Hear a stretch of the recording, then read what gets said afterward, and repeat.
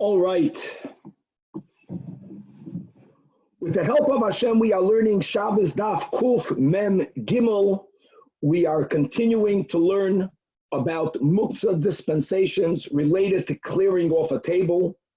We're going to have more about the machlokes between Rabbi Yehuda and Rabbi Shimon regarding muktzah. As we mentioned, Rabbi Yehuda has a broader application, a more chamur dika application of muktzah. Rabbi Shimon has a lesser, narrower application of muktzah. We're going to see how Shmuel really paskins like Rabbi Shimon, but he behaved himself according to Rabbi Yehuda, as we just mentioned, that being that he was an Adam Chashuv, people look up at him, and people normally when they see the Adam Chashuv, they think that whatever the Adam Chashuv does, they can do a little bit less. So therefore, he was taka machmir upon himself, so even when people do lesser than him, they will still be behaving within the parameters of halacha. We're going to have, interestingly, for the first time in Shas, the mention of Rabbi Zachariah ben Avkulas. Really, he's only mentioned twice. One Shabbos Kuf Mem Gimel, and the other will be in Gittin Nun Vav in the Sugya of the Churban, as we'll mention when we learn today's stuff. On Kuf Mem Gimel Amid Beis, God willing, we're going to start already the 22nd Perek. Chevra Shabbos has 24 parakim, so we're heading towards the end. Perek Chavis, right, the Perek of a cask, the Perek of a L'chaim. We're going to be learning about the dinim of what do we do with juices that ooze out of fruits on their own on Shabbos. So they're squeezing the juices out of the fruit, which is an Isur D'Oraisa, even though we will be learning Rashi and Daf Kuf Mem Hey, L'Shitas Rashi, only by Zesim and Anovim is squeezing fruits and Isur D'Oraisa. All right, other Rishonim argue that it goes to other fruits as well. Be that as it may, even by other fruits, which we'll call that a shaloi kedarka, it's an isur derabanan, and therefore you're not allowed to do it. But what happens if it happened by itself? We have a machlokes in the Mishnah between the Chachamim and Rabbi Yehuda. We're going to have various ways of understanding and applying their machlokes in the Gemara, and God willing, we're going to at least begin learning about some dinei mashkin, as we know that there are only 7 liquids that halachically have a din of mashkin, which means that they can be machshir, something else to be mekabel tuma, right? The mnemonic, the siman is yad, shachat, dam. Yad is yayin and dam. Shachat is shemen, cholav, and tal. And dam is the vash and mayim. So we're going to be learning about blood, about human blood, about animal blood, some dinim that we already learned a little bit in chulin, and a lot more. Let us start on top of the Amid. 7 lines from the top of the Amid, right by the Mishnah, Beishama Yoimrim.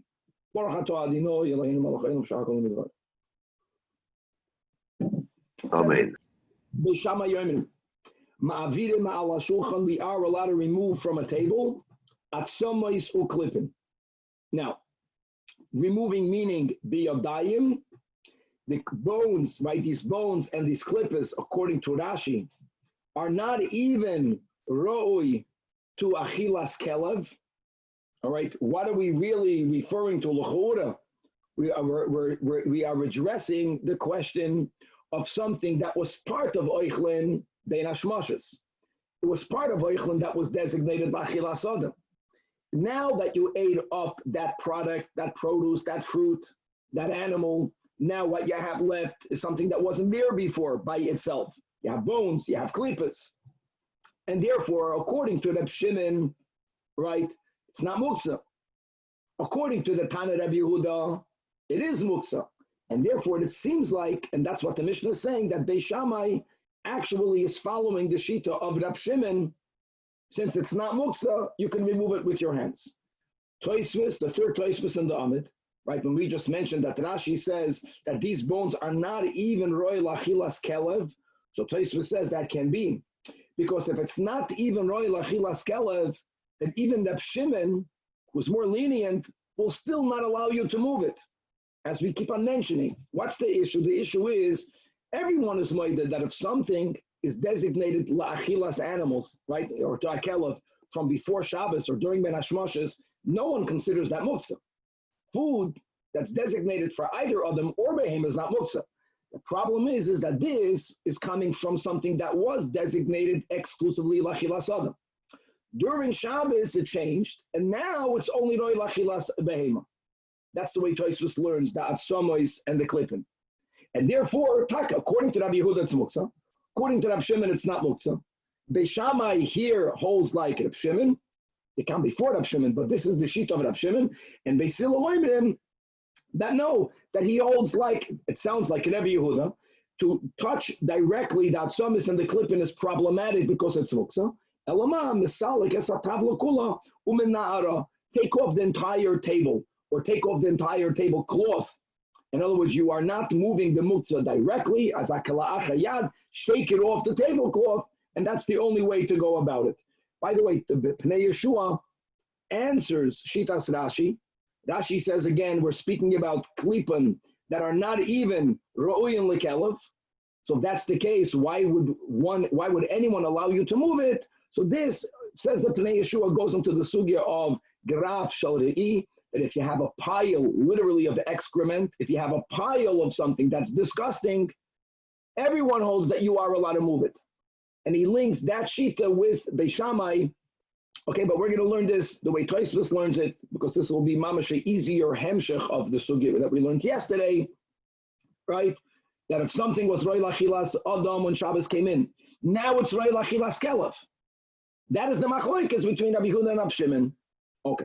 Next case in the Mishnah. Ma'avirin, either melifnei, the Bach says me'al, ma'avirin me'al hashulchan perurim, you are allowed to remove from the table crumbs that are less than a kazayas.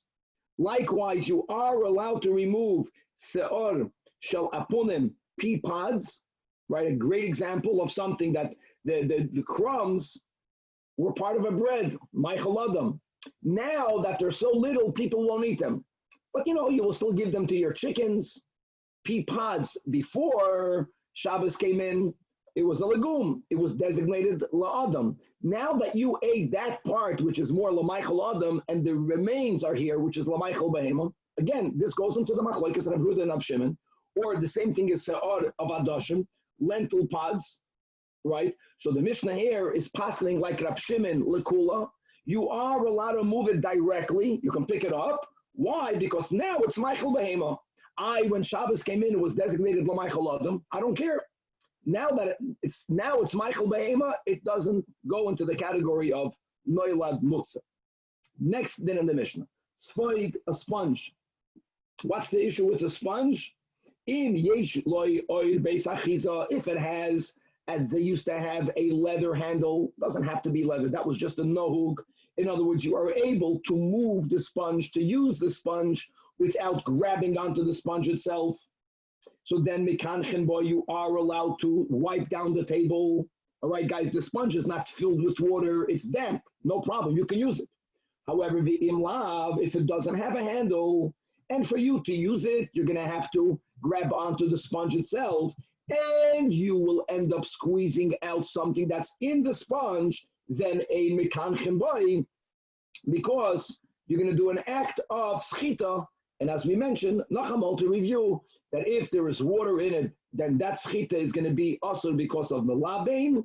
If there's other juices in it, which won't be the case of a sponge to clean, then it's going to enter into the isur of dash, right, of threshing, of extracting. We're going to take out the words chachamim. Says the Mishnah, ben kach u ben kach, nifel b'Shabbos. Regardless, right, even if it doesn't have a handle, guys, halt cup, which means it cannot be used on Shabbos. Okay, but it's a keli. It's a keli shemalachtoi le'isr. Nevertheless, keli shemalachtoi le'isr is allowed to be moved l'kula alma, l'tzoyrech gufay, according to Rava, even l'tzoyrech mekoymai, but it's a keli. And final din is ve'ena makabel tuma. Why is it b'chlal not makabel tuma? Like Rashi says, because it's not included in Shmini when the Torah goes through the various kalim that are susceptible to Tumah. The Torah mentions kliyates, beged. Beged is made out of fibers, all right? But this is not a beged, even though it's made out of a shmata. Sak, mateches, it's none of the items that are mentioned in the Pasuk and Shmini. So therefore, even if a source of Tumah touches it, it will not become tummy. Okay, gewaldik. So let's go with Tosfos. Right, that the machlekes Beis Shammai and Beis Hillel, can you remove these atzomis uklipos directly or indirectly? Is the machlekes between Rabbi Shimon and Rabbi Yehuda, And normally Beis Shammai is the machmir. Here Beis Shammai is the mekel, and Beis Hillel is the machmir. So you says the Gemara, I want you to know that Amar Rav Nachman, Anu ein lanu ella, Beis Shammai ke Rabbi Yehuda, u Beis Hillel ke Rab Shimon. In other words, Rav Nachman has a opposite version in the Mishnah. And it happens to fit more with the general klal of Beis Shammai being the machmir, Beis Hillel being the mekel. Indeed, Beis Shammai is the one that follows, or Rabbi Yehuda follows Shitas Beis Shammai, and it's Rab Shimon that later follows the Shita of Beis Hillel. Mavirim milifnei or me'ala shulchan perurim. Okay, so enachanami, the Mishnah now behemshach, especially to Rav Nachman, right? We don't paskin like Beis Shammai. We paskin like Beis Hillel. Beis Hillel, according to the version, is taka the lenient one.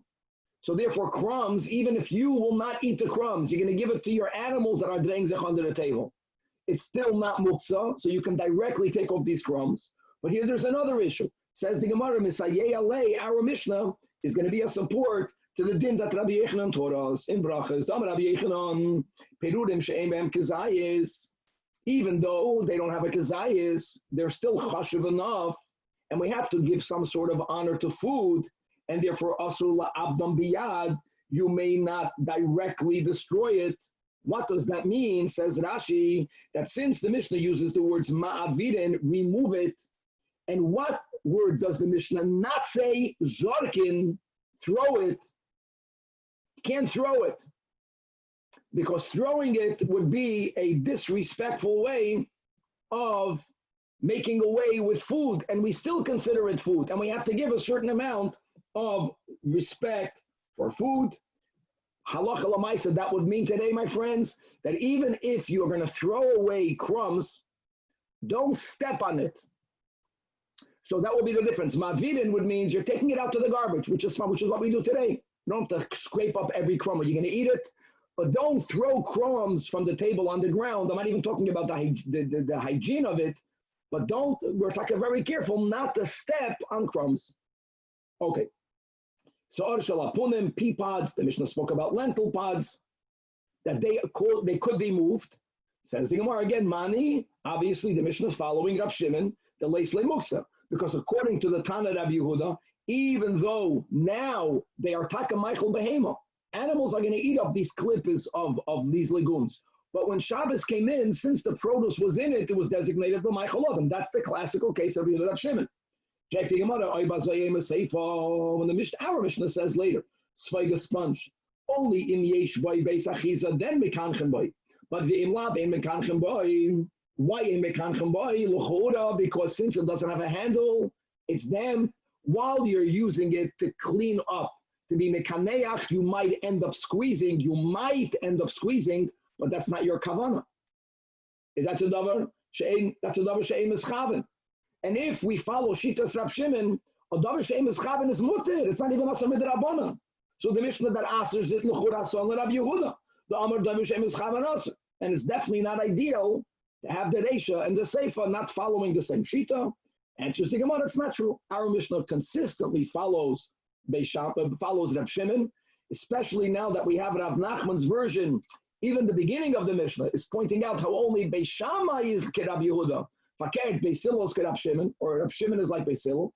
However, when it comes to the sponge, if a sponge is moist and it doesn't have a handle, there's no maybe you'll squeeze. It's Psik Reisha. Rab Shimon, that it is asur or it is chayav. Okay. More about what to do with remnants of food that before you eat of it, you can move it because it's part of the Michael Adam. When you finish with it, now you got a problem. L'shitas Rabbi Yehuda, a pit. Many pits are eaten by animals. And according to Rav Shimon, it's takanat muktzah, right? You'll eat food. The food is designated l'maychel adam. Now that you finish with it, that which remains is roy l'maychel behem. It's good to go. But if you're going to be machmir like Rabbi Yehuda, then you're going to have a problem. So says the Gemara, when it comes to pits from dates that are Aramean dates, these are inferior dates. These dates normally are never designated l'maychel adam. That's a machaya. That means lechatchila, even the food itself is l'maychel behema. And therefore, even according to Rabbi Yehuda, even if a person ate it, but the dates are not going to be muktzah because before it, whatever it was designated lebehema, and now it's vayter Michael behema, the pits. So shari lital tulinu, you are allowed to move it on Shabbos. Hoyel v'chasyon agav iman, since even when they were in the mother, even when they were in their date, it was already pre-Shabbos designated, right? LaMichael behema. Again, we're speaking even if you're going according to Rabbi Yehuda. However, with the Parsi Yasa, but the better dates, the Persian dates, since they are designated LaMichael Adam, if you follow Rabbi Yehuda, whether you're Paskin like him, whether you're Machmir like him, then the dates are Muktzah. Shmuel, because of Shmuel's Chumrah, not the Psak Din, that he, because he is an Adam Chashuv, he followed like Rabbi Yehuda, so therefore, Metaltelahu Agav Rifta, when he would finish, when he would put the Persian date in his mouth, when he would finish taking out the fruit, he wouldn't spit out the pit on the table or on his plate. He would spit it out on a piece of bread. What's the advantage? Bread can be moved. So he spit it out in a way that now that he has the remains, now that he has the pits, he's easily able to transport them off his table without having to move them directly, because all he needs to do is to move the piece of bread. And indeed, we're going to speak about various Amoraim, how they behave regarding pits. And as an amonic to the names of the Amoraim, right, Shiranam, Shapaz, the first one is Shmuel, Shmuel Ataime, the Amar Shmuel, Oisa Adam Kol Tzorkei Bepas. Shmuel is not going against what we just quoted from Rabbi Yechanan and Brachas, that he's not saying that Mutala Abdam Biyad. You know, everyone agrees you should not step on pieces of bread, or even step on crumbs of bread. You have to give a certain amount of covet to the bread. However, the question is, can you use the bread for some other use? Not using it in a way that you're going to ruin it. And by the way, when you put pits of dates on a bread and you carry those pits now to the garbage, right, and you're being metaltal them indirectly, once you tilt the bread is not ruined. It's important, which is why you're allowed to use it. Some would argue that you can't use bread for anything. No, Shmuel holds that Oisa Adam called Tzorkei Bepas, which is why he used the bread to resolve the muktzah issue according to his chumrah, like Rabbi Yehuda. Rabba, or we have on the side Rabba, and let's remember that we just learned that Rabba holds like Rabbi Yehuda. That's the top of Kuf Mem Gimel, not l'chumrah. He taka paskin like Rabbi Yehuda in this question of muktzah.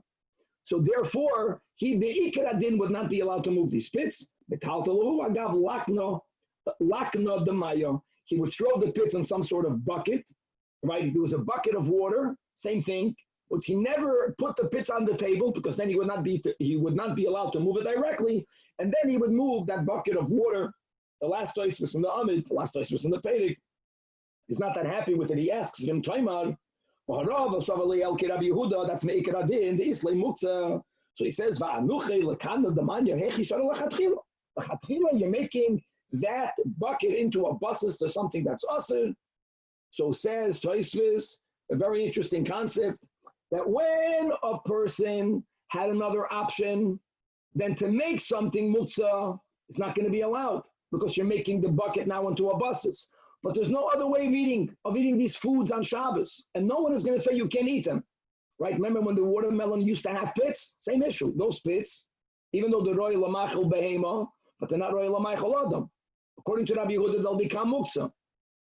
So what do you do with them? So there's no other option. So this has to be the option. You put it in another keli, and then when you move the other keli, agav that keli, you move the pits. Back in the Gemara, Rabbi Yeshua, get another solution.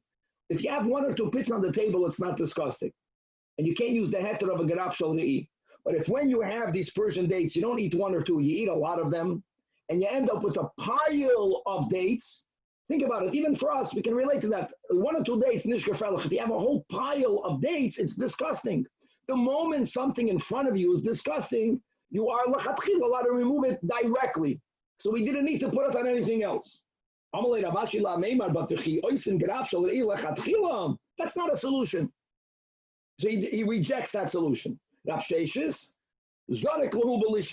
Two things. Number one, he never touched them.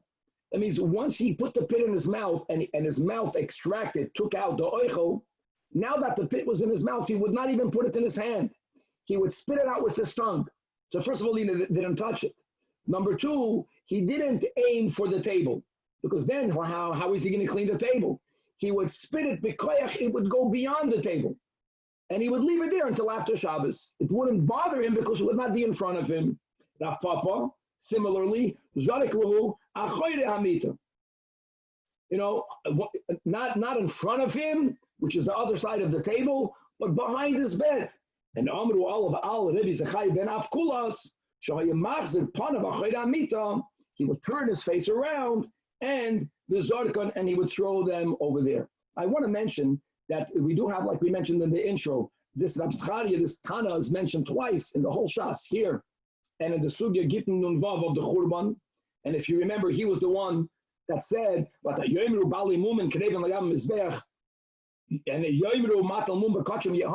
because of him, right, they didn't react. Not they brought the carbon that had the mum, not that they kill Bar Kamsa, and ultimately the Gemara says that because of the Anvisanusai of Rav Zacharia, the whole everything was destroyed. Now Rashi in Gittin teaches Anvisanusai. Normally an Anvan means someone who's humble. And the pshat would be that humble means he didn't feel like he has the right to make up psak din. Yeah, you can't psak din meaning to do something extraordinary. Every now, all the rules have to be upkept, and that led to the Churban. Rashi in Gittin says Anvusanuse means a savlon, someone who's very tolerant. And many people ask what was Machriach Rashi to teach in Gittin that Rav Zacharias, so to say, leaving all the laws the way they were, it's tolerance. And maybe it's because of this Gemara. This Gemara Shabbos comes first. That tolerance means some people are makpidim. Throwing pits today by my dining room on the floor doesn't help me. It's going to bother me. So what? It's not on the table. And if there's many of them, it's going to be for me a graf shodi. Throwing it behind your bed, it's like, pushing the dirt under the carpet. That has to do with people that tolerate a certain amount of schmutz. And because of his tolerance, it didn't bother him. It was not a graf shodi, and he didn't have to move anything. He didn't need any heter, but it was because he tolerated a certain amount of imperfection. And that's what happened over there. It was not perfect, the matzav, but he was tolerant. Because of his tolerance, the Beis HaMikdash was destroyed. Now this we say, Hadran Allah, Noitel Adam as Benoi, we will return to you. And let's move on, Chavra, to Perek 22, to Perek Chavis and Daf Kuf, Mem Gimel, Amid Beis. Okay. The opening Mishnah begins with the din that we learned above, and that is that when there's a fire burning in someone's house, this is similar in the cases, even when you have an Eruv Chatzeres, and you can carry things from your house to the Chatzer in front of you. If we would allow you to save whatever you could before the fire consumes it, you would go into a rush mode, you would become bohu, and when a person is in a rushing mode, they might forget that it's Shabbos, and you might end up putting out the fire. So if you remember, Chazal made a takana. They limited, you can't save everything. When it came to food, you can be matzel mazin for 3 su'udas with all of the different shitas, right, in the Mishnah, whether is it only 3 su'udas in the beginning of Shabbos when you still have to eat the 3 su'udas? Is it 3 su'udas even if it's at the end of Shabbos? That's when we went into the whole sugya of Rab Chitko, whether the Mishnah goes with him, but he holds you have to have 4 su'udas on Shabbos. But the concept of limiting how much you can save. And here our Mishnah has a very similar din. Here it's talking not about a fire, but it's the same concept. You have a chavis filled with wine, a big cask, a barrel, and now it broke, and the wine is seeping out. The wine is going to get lost. If you would be allowed to save it all, and why not? I'll tell you why not. Because you might not have enough smaller kalim in your home. To save it all, you might have to go out to your neighbor across the street, and to bring kalim, you might end up doing chaitzah on kalim b'reshus harabim. Why? Because you're bohu. The moment Chazal limited how much you can save, so you're not going to forget that you can carry. How much could you save? Says the Mishnah. Chavish and Ishmael, the same concept, mazain, meaning the amount of wine needed for 3 su'udais. And like Rashi points out very importantly, hold on, if I have a keli in my house, and my keli can hold what I need for 20 su'udas, it's not that I can only leave it my wholesome keli under the stream coming out of the crack, and the moment it hits the level of 3 su'udas, that's the end of it. No, in one keli I can save it until the top. the whole thing is exeda, you might end up carrying other kalim. One keli, you're not going to carry other kalim. But if you have little kalim in your house, and your one keli cannot even hold the muzzin for 3 sodas, so you can start gathering it from your home, various utensils to save wine. Here the limit is enough for 3 meals. And furthermore, I can tell other people, go save for you for your 3 meals. In order for there to be more saved wine, if I can't have it, at least let them have it, with all of the sugyas we learned before about a chassid, about a yedei shamayim. If you remember, if you can ask for it back, if you can pay for it, we had that sugya above. Okay. Another din, says the Mishnah, do not use a cloth to sponge up spilled wine, even though your intent is to take that cloth and to hang it over a keli and have the wine drip into the keli. Don't do that. Because since what's in the sponge is wine is chashiv, if you're going to have a lot of wine absorbed in the shmata, you might end up squeezing it. And here, squeezing it, wine out of a garment, right, is a tulda of dash. You can't say malabim. You're not cleaning the sponge, but you are extracting. It's like threshing. You're taking something from within the sponge.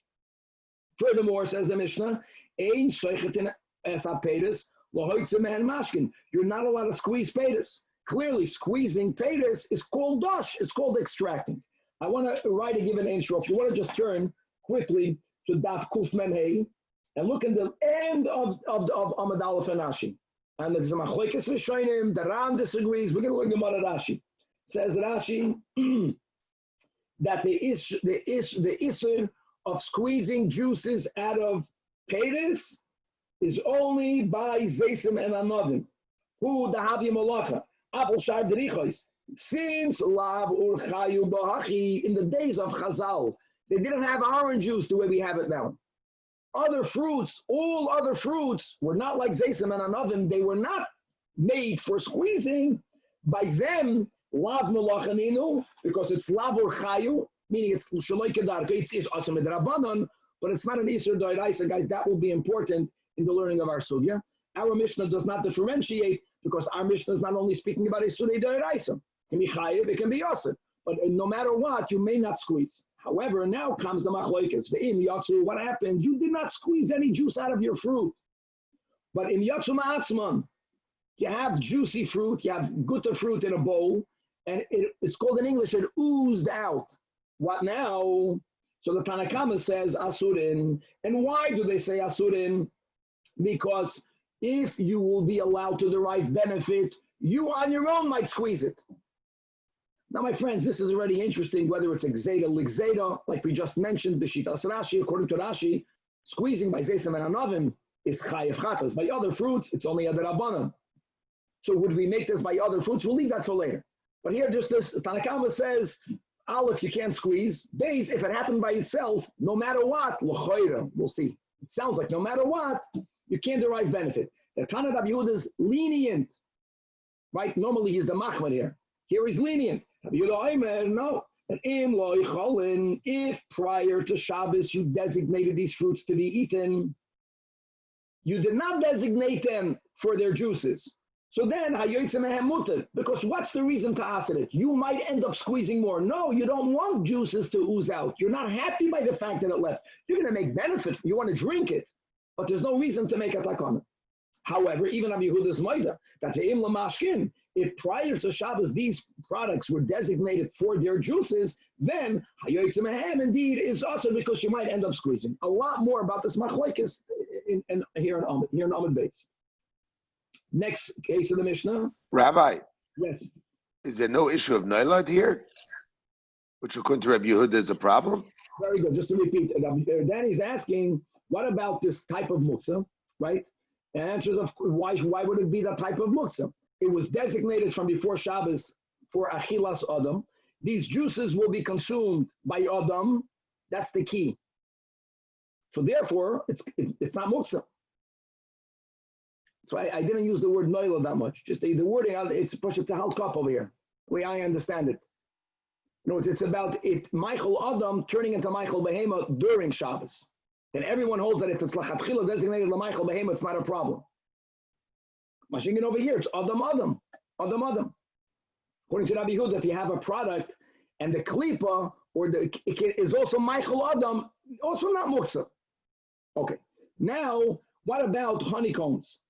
So honeycombs are made out of what we will call wax.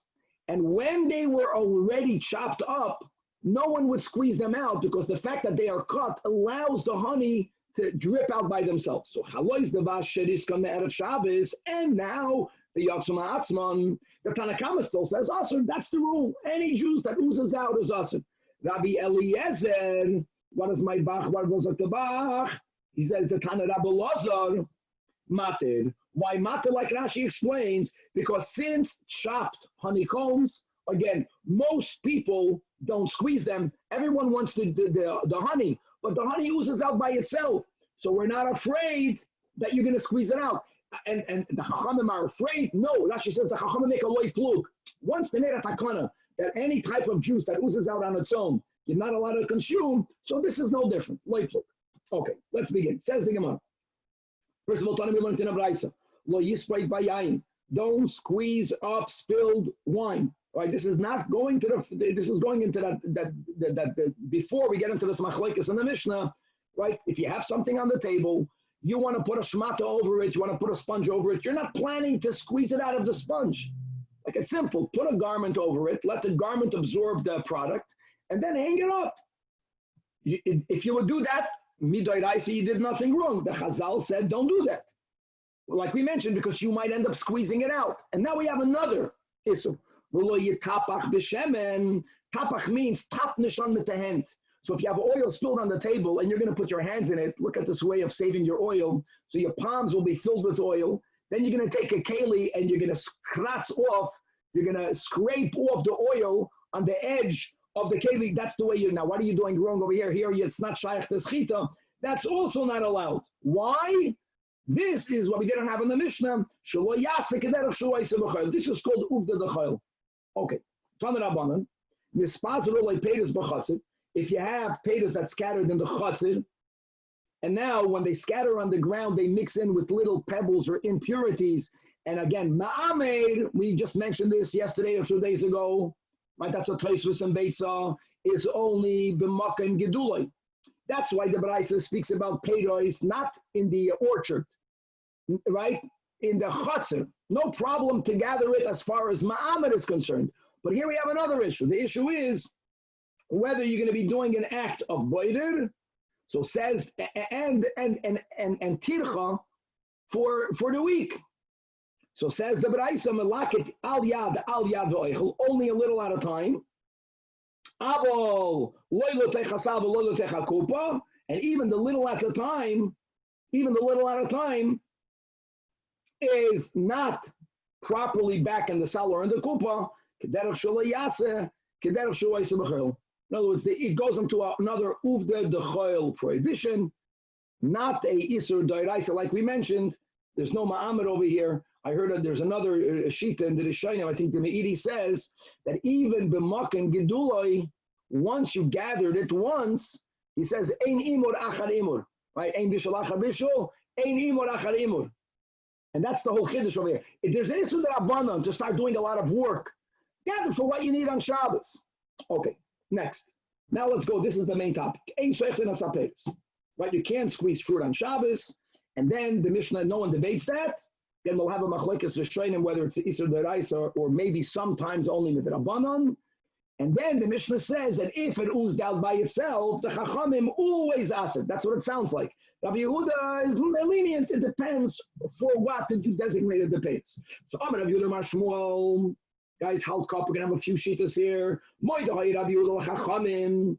They are moide to the Chachamim b'zeisim va'amnavim. All right, which like shitas Rashi are take asur d'oraisa to squeeze because they are generally planted and grown and harvested for their juices. Even is moide that even if it oozed out on its own, you're not allowed to benefit from it. Even if you designated it prior to Shabbos for eating, you might change your mind. My tama, given the schita ninu, schita meaning most people bachlal use these zeisem and anavim for their juices. Maybe yoav date. Yoav date means you will change your mind. Oh, ula amarav. disagrees with Shmuel. No. Chaluk, Hoye Rabbi Yehuda, af b'zeisem v'anovim. Because since he stored it for eating, why will he change his mind?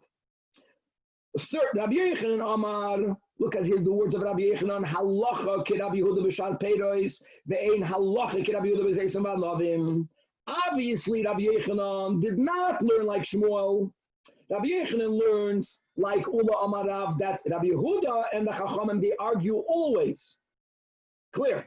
Question is, when do you paskin like whom? So he differentiates that Rabbi Yehuda b'shar peiros, but we don't paskin like it was Ismanovim, because of the logic that even though this person designated it for eat, he might change his mind. That's not Shitas Rabbi Yehuda, but we don't paskin like Rabbi Yehuda. And now, Amar Rabba, Amar Rabbi Yehuda, Amar Shmuel. Oh, that what? Moida Hoye Rabbi Yehuda lacham zeisem v'anovim, which we just had above, but we're not done yet. So first of all, by zeisem v'anovim, according to Shmuel, Rabbi Yehuda's moida, that even if it oozed out by itself and you stored it la'achila, you're going to change your mind. Rabbi Yehuda holds that way, and it's us. Then he goes further. That by all other peiros, since other peiros are grown then to be eaten, the halacha l'maisa, this might change today.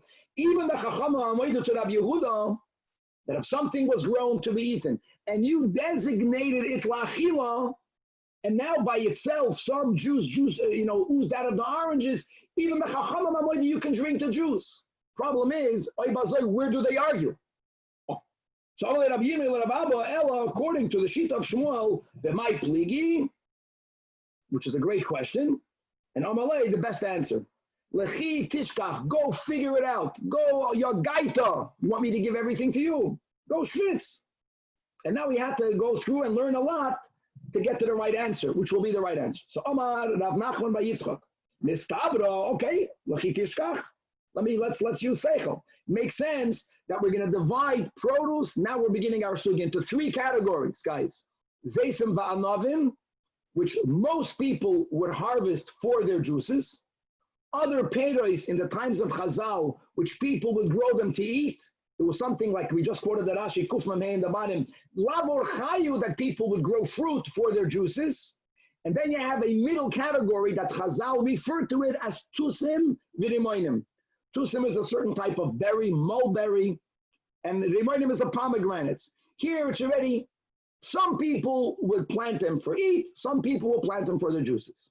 That's the middle category. That mistabra, but tusim v'rimoinim pligi. And like Rashi says, let's read inside Rashi, it's more or less on the side, a few lines above. That what the iked, the boilul mashkin, since some people grow them for mashkin, so therefore the chachamim, right, mashveluhu rabbanan kizeisim ba'anavim, that what? That it is always usher, and even if you planted them and you harvested them and you designated them for achila, you might change your mind.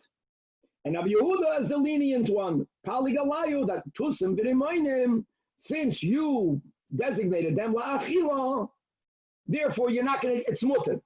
But again, by Rashi just concluding, Abel Shad Peiros, the lekka the boilul mashkin, hilkach moidu rabbanan bohem. Now, where do we find, by the Tanoim, the Amoraim, I'm not making up a new category. No, we find this already in the prior generation. We find this in the Tanoim. The Tanya. Zeisim shemasach behem shemen.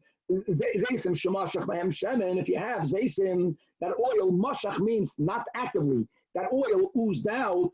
Or anavim, shemashach behem yayin. That wine oozed out on Shabbos. So here the Braisa is speaking, is telling us, what did you originally designate the peiros for? You, the owner. That's the vart vihichnisan. If you originally vihichnisan bein la'oichlin, bein la'mashkin, you had both in mind, then hayotzim mehem asur. Because since you like the juice, it was part of your designation, you might squeeze more. However, tusim shemasach mehem mayim, or rimoinim shemashach mehem yayin. It's interesting, we call pomegranate juice yayin. If the meaning if originally you designated it for food, but if you originally designated them lamashkin, or now we're introducing a new nuance, a new knech, we're going to have to focus on this. Listam, you had nothing in mind, Also, hayoytze mehem asur divrei Rabbi Yehuda. The chiddush of Rabbi Yehuda is that if v'hichnisan le'oicholin, you can be lenient. And on this, the chachamim oimrim, see on the category of tusam v'remoinim, bein le'oicholin, bein le'mashkin, still hayoytze mehem asur. Why hayoytze mehem asur? Because tusam v'remoinim are not like shar peiros that no one designated them lamashkin. So taka the chachamim, according to Shmuel, is more to Rabbi Yehuda that if liquid oozed out, you can drink those liquids. No, to some of the minim, some people designate them lamashkin. You might change your mind, and therefore it's awesome. Okay, so first of all, we substantiated this new category of tusam and minim. Now, guys, there's not enough time to finish the whole. Doesn't matter. Sometimes it's good to stop in the middle because like this we'll get to Chazara tomorrow. But now the Gemara is gonna analyze this concept of stam. Because at Khan, we asked, what did you designate it for? For eating, which is less problematic, because at least, you don't want the juices. You did not want the juices. You designated it lamashkin. And now when we quoted this Braisa, this Detanya, right, that Rav Nachman Yitzchak found, so we can also stam. Oh, so what is stam? In what group will it go? So asks the Gemara of the Sava, Rabbi Yehuda, which is what it says in the Braisa, that stam, right, is also going to be aser. Opa. Because don't forget, according to Rabbi Yehuda, if Tusim and the Moinim were Hichnisan Dafke Lo Icholin, that's the whole case of the Machloikis, then Rabbi Yehuda will be lenient. That's the case of the Machloikis. Lamashkin, he's Moida, that it's going to be aser. But here the Braisa says that if it was Stam, it's also going to be aser. Now the problem is, it appears from a Mishnah and Machshirin that that's not the case. It's going to take us a while to get there. We're going to get there in the next year. But let's begin the Mishnah itself. Now, like we mentioned in the intro, Rabbi. Yes. Just a quick question here. We said there's 3 categories of fruits, but now we're talking about 3 categories of intention, right? Is it for so how does the 2 concepts jive? Is it about the fruit or is it about the intention? It's about it. Okay, very good. Let's back up. First of all, we're only learning Lishita Shmuel. Because Shmuel, not only like in the beginning of the sugya says that Rabbi Yehuda's moide the chachamim by Zaysim Vanavim, it's always aser, but then Shmuel said the chachamim are moide to Rabbi Yehuda that by shad peiros if echnisam lo eichlin it's mutter. So where do they argue? So for the whole Mishnah speaking about tusam and anavim, the chachamim is simple. The chachamim hold that since some people, right, designate tusam v'remoinim also for their juices. Even if you designated the feidish for Eicholin, not stam, even for Eicholin, the Chachamim are machmer. You might change your mind. There's juice. Oh, there's juice anyway. Let me squeeze it a little bit more. So now you can never drink the juices that ooze out. Simple. What does Rabbi Yehuda hold? Rabbi Yehuda in the Mishnah says, Im lo Eicholin muter, im lo mashkin aser. Now, what about stam? The Mishnah doesn't opine. In the Braisa, we have this stam that Rabbi Yehuda bunches stam with Eicholin, right? And we're lenient. I'm sorry. Rabbi Yehuda a bunch of stam with mashkin. Rabbi Yehuda is only lenient if you dafka had in mind lo Eicholin, right? That stam will still be aser. Good, Danny, clear? Simple. The Mishnah is speaking about tusam and emoinim. The chachamim are always machmir. Rabbi Yehuda has the kula that if im lo oicholin, it's mutter. But then Rabbi Yehuda in the Mishnah says, the im lo mashkin. In the Mishnah, Rabbi Yehuda didn't say stam, and this Braisa puts stam with mashkin. Okay. Okay, but the key is that you cannot intend to do something different than what the standard is. So like if it's grapes and olives, you can't say, hey, I designated for oichlin, and therefore it's okay, right? That's simple. Everyone agrees to that. Okay, fine. And the same thing with the other fruits, whether the oranges, right? If you plan on juicing it, would that be usher even according to Rabbi Yehuda then? Because your intention is? That's a big question. Okay, that's what you're getting at. That's the question, whether you make exeda l'gzeda. That will be the question, whether even if you'll end up doing it, if that in itself was only usher midrabanan, are you going to make exeda l'gzeda? So we'll leave that question for the era of the Rishonim. Okay? But again, the Mishnah is tusam v'remoinim. On here, Rabbi Yehuda's lead. The Chachamim are always machmir. Rabbi Yehuda's lead. The question is, how much is he lenient? So you can be medayik stam either way in the Mishnah. And here from the Braisa, Rabbi Yehuda were bunching stam, right, to mashkin. And the question is, indeed, is it so? Clearly, mashkin ul stam, it's beferish. Now, guys, the Mishnah in Machshirin is speaking about, we have 7 halachic liquids, right? Yad, shochat, dam. Yud, daled is yayin and dam. Shochat is shemen, cholav, milk, and tal. And then you have dvash and mayim. All of them are referred to as mashkin, and they have the koyach, not only to become tamei, but if they wet produce, with all the details, l'ratzin habalim, even after it dries, that object, that produce, is now muksher to be mekabel tam. Now let's go into the chalav itself. You have chalav of a woman, and you have chalav of an animal, and they don't travel on the same track. Says the Mishnah, chalei for isha, no matter if it left the woman's body, l'ratzin of the woman or not, right? Mitame l'ratzin v'shaloi l'ratzin. Mitame means, Rashi says, that it's in the category of liquid, and now it can be machshir, something else to be mekabel tum. However, says the Mishnah, chalev behema, eina mitame elo l'ratz. Only if it left the animal l'ratzin does it have a category of mashkin, and if not, not. So holds the Chachamim. So Omar Rabbi Akiva, no, kal v'chomer. Kal v'chomer that what? That animal milk should be considered liquid, at least like human milk. Before we read it inside, animal milk everyone drinks. Animal milk for us, we're using, das balama. Animal milk is a liquid. Chalev isha is not liquid, and for infants it's liquid. So says Rabbi Akiva, Umar chalev isha, she'enim miyuchad el l'ktanim. Who considers it a beverage, a drink, a mashkin? Only infants. Yet, no